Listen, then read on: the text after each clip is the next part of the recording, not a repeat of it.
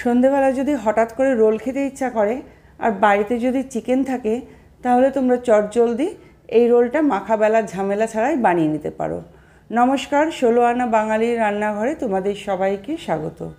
আজকে আমি তোমাদের সাথে যে রোলটা শেয়ার করব সেটা কিন্তু আটা এবং ময়দা ছাড়াই আমি তৈরি করে দেখাবো। আমি এখানে 1 কাপ সুজি নিয়ে নিলাম, আর এর মধ্যে আমি দিয়ে দিলাম হাফ কাপ টক দই, আর 3 টেবিল চামচ মতন জল দিয়ে দিলাম। এবার সব কিছু খুব ভালোভাবে প্রথমে মিশিয়ে নিচ্ছি। মেশানো হয়ে গেছে, যেহেতু এটা একটু ঘন হয়ে গেছে তাই আবারও 3 টেবিল চামচ এর মধ্যে আমি জল দিয়ে দিচ্ছি। এবার আবারও ভালোভাবে আমি মিশিয়ে নিলাম। সব কিছু মেশানো হয়ে গেছে, আর যেহেতু সুজি তাই এটাকে আমি চাপা দিয়ে রেখে দেবো আধা ঘন্টা, যাতে সুজিটা ভিজে যায়। আধা ঘন্টা পর ফিরে আসলাম, সুজিটা ফুলে গেছে। এখন এটাকে একটা মিক্সিং জারের মধ্যে আমি নিয়ে নিচ্ছি।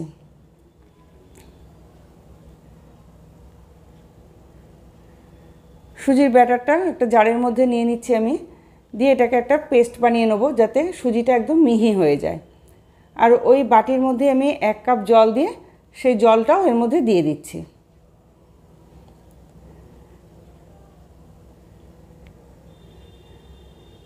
এবার এর মধ্যে আমি দিয়ে দিলাম 1 চা চামচ লবণ আর হাফ চা চামচ চিনি।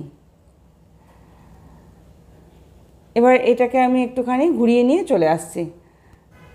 সুজির ব্যাটারটা আমার তৈরি হয়ে গেছে। এবার এটাকে আমি একটা বাটির মধ্যে ঢেলে নিলাম, আর ব্যাটারটা দেখতেই পাচ্ছ যে ঘনত্বটা কেমন হয়েছে।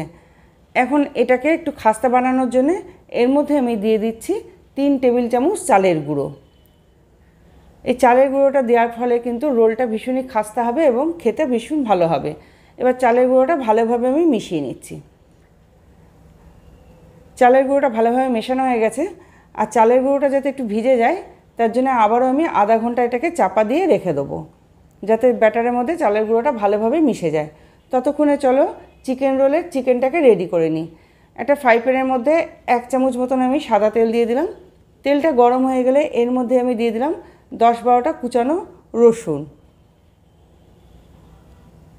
রসুন কুচিটা দেওয়ার পর একটু নাড়াচাড়া করে ভেজে নেবো। আর গ্যাসের ফ্লেমটা কিন্তু আমি হাইতে রাখিনি, মিডিয়াম ফ্লেমে রেখেই করছি। রসুনটা একটু নাড়াচাড়া করে নেওয়ার পর এর মধ্যে দিয়ে দিচ্ছি একটা মিডিয়াম সাইজের কুচানো পেঁয়াজ আর 4-5টা কুচানো কাঁচা লঙ্কা।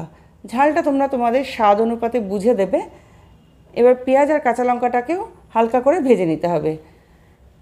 পেঁয়াজ আর কাঁচা লঙ্কাটা যাতে একটু নরম হয়ে যায় তাই এর মধ্যে আমি দিয়ে দিলাম স্বাদ মতন লবণ, আর দিয়ে দিচ্ছি সামান্য পরিমাণে হলুদের গুঁড়ো।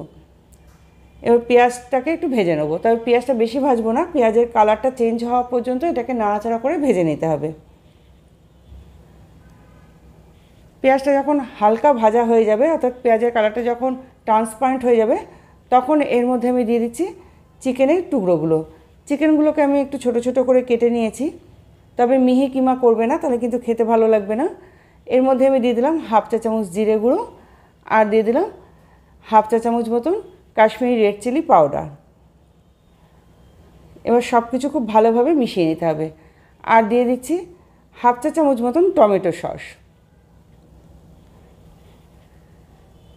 এবার নাড়াচাড়া করে মশলার সাথে চিকেনটাকে ভালোভাবে মিশিয়ে নিচ্ছি।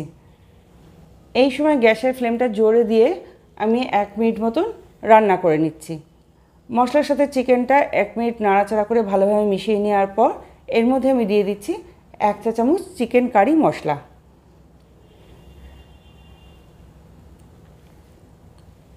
চিকেন কারি মশলাটা দেওয়ার পর আবারও ভালোভাবে নাড়াচাড়া করে মিশিয়ে নিচ্ছি।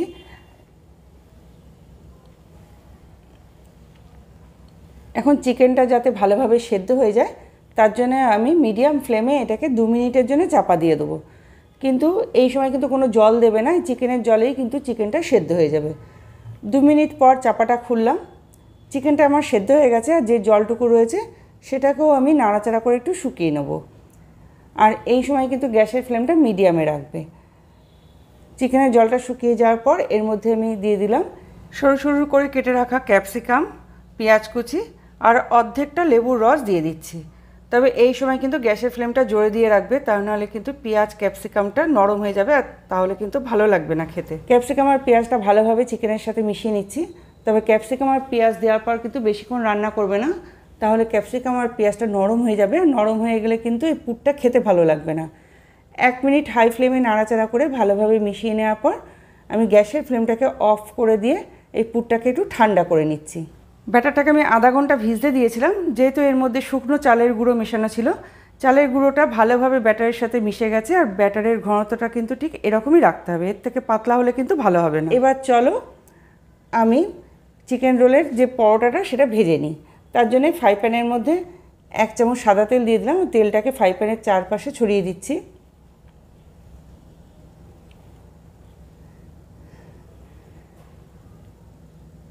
চারপাশে ছড়িয়ে দেওয়ার পর তেলটা যখন গরম হয়ে যাবে তখন এর মধ্যে আমি দিয়ে দিচ্ছি ব্যাটারটা।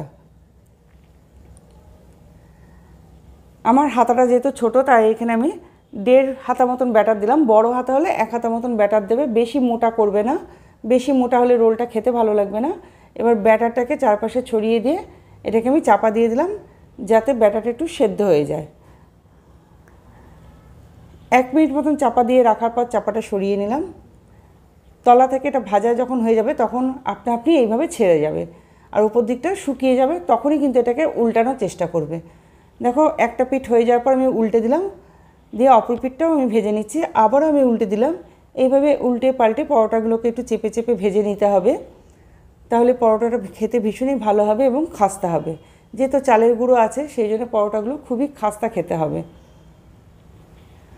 2 পিঠ ভালোভাবে ভেজে নেওয়ার পর এর মধ্যে আমি দিয়ে দিলাম চিকেনের পুরটা। ওপর দিয়ে দিয়ে দিচ্ছি সামান্য পরিমাণে টমেটো সস, তোমরা চাইলে রেড চিলি সস বা চিলি সসও দিতে পারো। এবার দিয়ে দিচ্ছি লেবুর রস, আর দিয়ে দিচ্ছি ওপর থেকে চাট মশলা। এই সময় আমি কিন্তু গ্যাসের ফ্লেমটা একদম লোতে রেখেছি। লোতে রেখে এটা কিন্তু আস্তে আস্তে তলার দিকটা ভাজা হতে থাকবে, তাহলে খাস্তা হবে। এবার আস্তে করে এটাকে আমি হাত দিয়ে উল্টে নিচ্ছি। তবে এই কাজটা খুবই সাবধানে করতে হবে, তোমরা যদি না পারো তাহলে 2 পিঠ খুব ভালোভাবে ভেজে নিয়ে একটা থালার মধ্যে তুলে নিয়ে সমস্ত কিছু ভেতরে পুরটা দেওয়ার পর আস্তে আস্তে রোল করে নেবে। দেখো এটা আমার রোল করা হয়ে গেছে। রোল করার পর একটু চেপে চেপে ভেজে নিয়ে আমি এটাকে একটা প্লেটে তুলে নিচ্ছি। এই একইভাবে তোমাদের আরেকটাও তৈরি করে দেখাচ্ছি। 1 চামচ মতন সাদা তেল দিয়ে দিলাম, এখানে কিন্তু বেশি তেল লাগে না। এবার এখানে আমি 2 হাতা মতন ব্যাটার দিয়ে দিচ্ছি।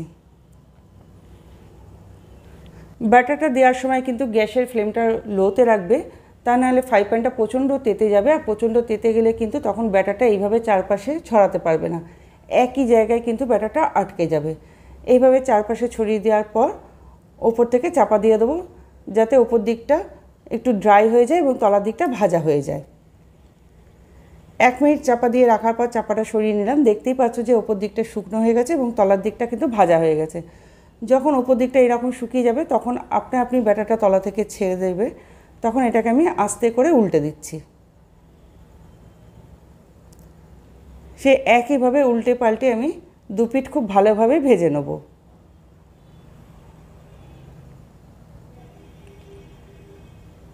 একটু চেপে চেপে ভালোভাবে ভেজে নিতে হবে। যখন 2 পিঠ ভাজা হয়ে যাবে তখন এর মধ্যে আমি দিয়ে দিচ্ছি চিকেনের পুরটা। আমি এটা ফ্রাই প্যানে করে দেখাচ্ছি। আবারও বলছি, তোমরা যদি না পারো তখন 2 পিঠ ভালোভাবে ভেজে নিয়ে এটাকে একটা থালায় তুলে নিয়ে করবে, তা নাহলে হাতে ছাকা লেগে যেতে পারে। এই সময় কিন্তু আমি গ্যাসের ফ্লেমটা একদম লোতে রেখেছি, আর যখন ব্যাটারটা দিয়েছিলাম তখনও গ্যাসের ফ্লেমটা লোতে রেখেছিলাম, কিন্তু ব্যাটারটা দেওয়ার পর আমি মিডিয়াম ফ্লেমে 2 মিনিট চাপা দিয়ে রেখেছিলাম। চিকেনের পুরটা দেওয়ার পর ওপর দিয়ে দিলাম সস আর লেবুর রস দিয়ে দিয়েছি। এবার ওপর থেকে একটু চাট মশলা দিয়ে দিচ্ছি।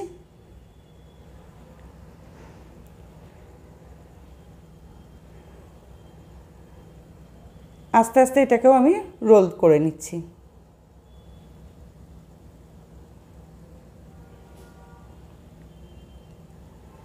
এবার একটু খুন্তি দিয়ে চেপে চেপে এটাকে ভেজে নিতে হবে, যাতে তলার দিকটা ভালোভাবে আটকে যায়। এটাও আমার তৈরি হয়ে গেছে। ওই একইভাবে বাদবাকি রোলগুলো আমি তৈরি করে নেব।